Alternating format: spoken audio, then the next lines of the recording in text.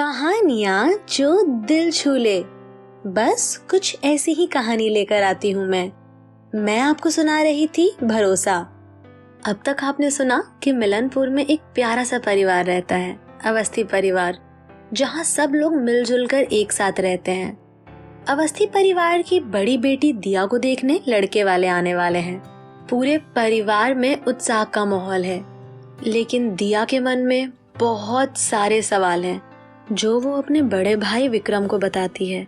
वैभव को लेकर हाँ करना है या ना उसे बिल्कुल समझ नहीं आ रहा था, क्योंकि दोनों के बीच में कोई बात नहीं हुई थी।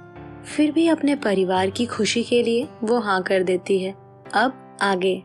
गुस्से में विक्रम अपने कमरे में चला जाता है।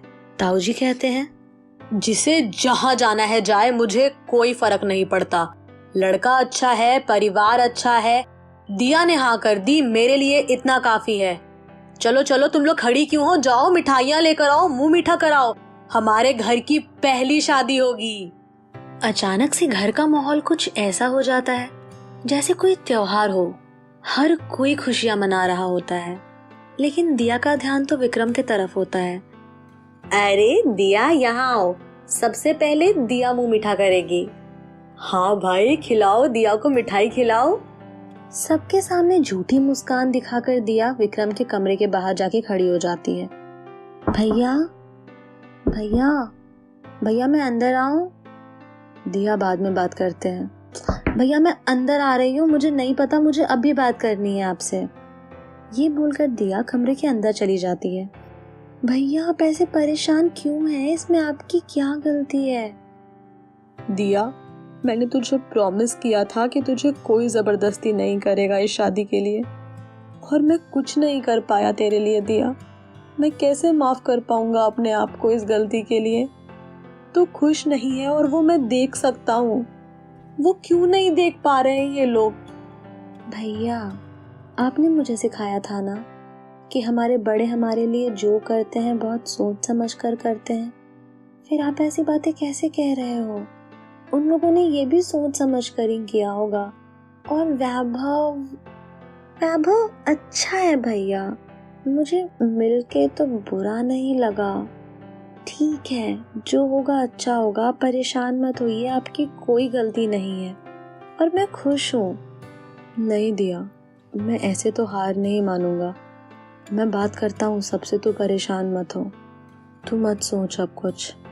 अभी तो बस हाँ ही किया था और तैयारियां तो ऐसे शुरू हो गई जैसे मानो कल ही शादी हो। पूरा का पूरा अवस्थी परिवार खुशियां कुछ इस तरह मना रहा था मानो कल ही शादी हो। घर में इतनी सारी खुशियां देखकर मैं भी खुश थी। सबके चेहरे की मुस्कुराहट देखकर मुझे बहुत खुशी मिल रही थी। और मैं ये भी मानती हूँ कि वैभव अच्छा लड़का होगा। मेरे परिवार ने बहुत सोच समझकर ये फैसला लिया होगा। लेकिन यहाँ बात अच्छे होने की या बुरे होने की नहीं है। यहाँ बात ये है कि मैं और वैभव कितने कंपैटिबल होंगे। मुझे घूमना बिल्कुल नहीं पसंद। अगर वैभव को घूमना पसंद हुआ तो मैं कितनी देर से सोकर उठती हूँ, मैं हर छोटी छोटी बात पर रोने लगती हूँ। मुझे फिल्में देखना कितना पसंद है, मैं कितनी ज्यादा बातें करती हूँ। कभी कभी तो मैं खुद को ही नहीं समझ पाती और कभी कभी मैं बिल्कुल बच्चों जैसी जिद करती हूँ। कभी कभी बड़ी बड़ी बातें मैं आसानी से मान जाती हूँ। कभी कभी तो मुझे समझ नहीं आता कि मुझे क्या चाहिए। क्या वैभव इतना कुछ समझ पाएगा मेरे बारे में? और जहाँ तक बात रही वैभव की, उसे भी पता नहीं क्या पसंद है और क्या नापसंद है। मैं उसे समझ पाऊंगी?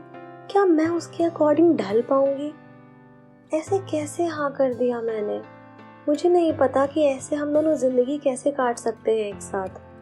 मेरे दिमाग में इतनी सारी बातें थी कि पीछे से किसी की आवाज आई। सुना है कि किसी की सगाई है इस महीने की 29 तारीख को। रिया तो ये क्या कह रही है? किसकी सगाई है? किसकी होगी? जिसकी शादी तय हुई है अभी अभी। रिया तो पागल हो गई है क्या? क्या कह रही है? मुझे कुछ नहीं पता, मैंने तो अभी अभी सुना नीचे सबसे। ये बात सुनते ही तो मेरे होश उड़ गए। सगाई 29 तारीख को? 10 दिन के बाद मेरी सगाई है उस लड़के से जिसे मैं जानती भी नहीं हूँ। एक पल के लिए मुझे कुछ भी समझ नहीं आया। मैं सीधे भागते हुए नीचे गई। दिया दिया यहाँ आओ, तुम्हें पता है 29 तारीख को तुम्हारी सगाई है। हाँ दिया, हम सब बहुत खुश हैं, तुम्हारी सगाई है 29 तारीख को। दिया तुम ना बहुत खुश रहोगी, वैभव बहुत अच्छा लड़का है। सब अपने अपने हिसाब से मुझे ये बताना चाहते थे कि मुझे कितना अच्छा लड़का मिला है, मैं कितनी खुशनसीब हूँ। लेकिन मेरी परेशानियों का क्या, मेरे सवालों का क्या? मेरे मन में 1000 सवाल हैं। क्या इन लोगों ने मेरे तरफ देखा भी नहीं है? क्या इन्हें नहीं पता कि मेरे मन में क्या चल रहा है? मैं तो इन सब के लिए इतनी खुश हूँ, इनकी खुशियाँ देखकर खुश हो रही हूँ। लेकिन क्या मेरी तकलीफ नहीं दिख रही इन लोगों को? कितना प्यार करती हूँ मैं मेरे परिवार से, आंखें बंद करके भरोसा करती हूँ और आज भी कर रही हूँ। लेकिन इनमें से किसी को नहीं लगा कि मुझे मेरा जवाब देना चाहिए। ऐसा होता है क्या परिवार? पता नहीं उस वक्त मेरे मन में क्या क्या चल रहा था। किसी से बिना कुछ कहे मैं शांति से आकर अपनी खिड़की पर बैठ गई, जैसा कि मैं हमेशा करती थी जब परेशान होती थी। अपने लैपटॉप से नजर हटाकर विक्रम भैया ने मेरे तरफ देखा और कहा, दिया क्या सोच रही है? भैया 29 को मेरी एंगेजमेंट है। व्हाट? एंगेजमेंट? 29?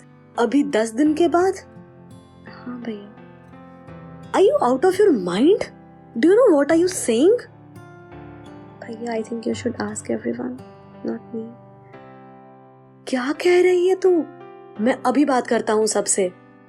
फिर क्या, विक्रम भैया ने हंगामा मचा दिया पूरे घर में कि वो लोग ऐसा कैसे कर सकते हैं, मुझसे बिना पूछे तारीख कैसे तय कर सकते हैं। मैं तो उस लड़के को जानती भी नहीं। मेरे मन में जो 1000 सवाल थे वो सारे सवाल भैया ने सबके सामने रखे, लेकिन कोई भी तैयार नहीं था भैया की बातें सुनने के लिए। सब ने भैया को साफ साफ कह दिया कि घर के बड़े जो कहेंगे वही होगा, वो इन सारे मामलों में नहीं पड़े, और अगर उनका मन नहीं हो तो वो इस सगाई में नहीं आए। उन्हें कोई भी जबरदस्ती नहीं करेगा। भैया का मन काफी दुख रहा था ये सब सुनकर। तभी ताऊजी ने कहा, अपनी छोटी बहन की जिंदगी क्यों बर्बाद करना चाहते हो तुम? क्यों पीछे पड़े हो अपनी बहन की जिंदगी खराब करने में? मैं जिंदगी खराब करना चाहता हूँ? मैं दिया की जिंदगी खराब करूंगा? आप क्या बोल रहे हैं? पता है आपको? जिंदगी आप लोग खराब कर रहे हैं, मैं नहीं। दिया की खुशी, दिया के सवाल किसी को नहीं दिख रहे हैं। कैसे कर सकते हैं आप लोग दिया के साथ ऐसा? जिस घर में अभी हर तरफ खुशियां छाई थी, उस घर का माहौल बिल्कुल बदल चुका था। अभी हर तरफ तनाव का माहौल था।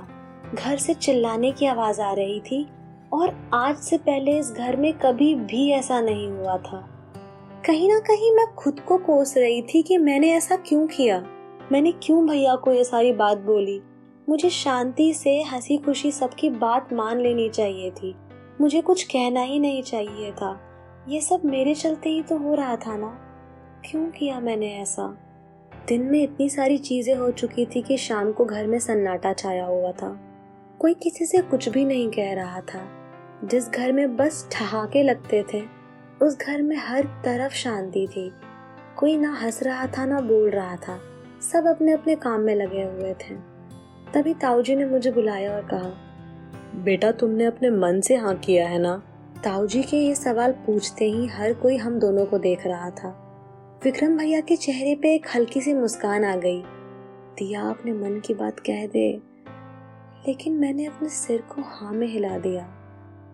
मेरे हाँ सुनते ही ताऊजी ने एक घमंड से विक्रम भैया की तरफ देखा, और विक्रम भैया वहां से उठकर चले गए। जिस घर का माहौल अब तक शांत था, उस घर में जैसे वापस से खुशियां लौटने लगी हो, ऐसा महसूस हो रहा था। हर किसी के चेहरे पे एक मुस्कान दिख रही थी। और विक्रम भैया तो उठकर जा चुके थे। मैं भागती हुई विक्रम भैया के पीछे गई। भैया मैं क्या कहती? ताऊजी ने मुझसे ऐसे पूछ लिया। हाँ तो कुछ मत कह, कुछ मत कर। तेरे मन में जो आ रहा है तो कर। तुम लड़कियों की ना यही प्रॉब्लम है, जहाँ बात आती है स्टैंड लेने की, तुम अपने लिए स्टैंड नहीं ले पाती हो। तू इन फ्यूचर ऐसी जिंदगी जिएगी जहाँ तुझे खुद नहीं पता कि तुझे क्या करना है। तुझे शादी के लिए ना नहीं करना था दिया। तेरे कुछ सवाल थे उस लड़के से, तुझे उस लड़के को समझना था शादी के पहले, बस इतनी सी बात। तू बोल के तो देखती एक बार, तू बात तो करती। यहाँ मैं लड़ रहा हूँ तेरे लिए और तू खुद के लिए स्टैंड नहीं ले पा रही है। तू ऐसे रहेगी फ्यूचर में, तू ऐसे जिंदगी जिएगी। मुझे नहीं पता तुझे क्या कहना चाहिए, तुझे जो करना है कर, मैं कुछ भी नहीं बोलूंगा। भैया की इतनी सारी बातें सुनकर मेरी आंखें भर आई। सही तो कह रहे हैं ना भैया, मुझे तो मौका मिला था वापस से सब अच्छा करने का, सब सही करने का, पर मैं कुछ भी नहीं कर पाई। अब मैं पूरी जिंदगी किसी को भी ब्लेम नहीं कर सकती इन सब चीज़ों के लिए। अब इतना कुछ नहीं सोचती हूँ, ना कोई सवाल ना कुछ और।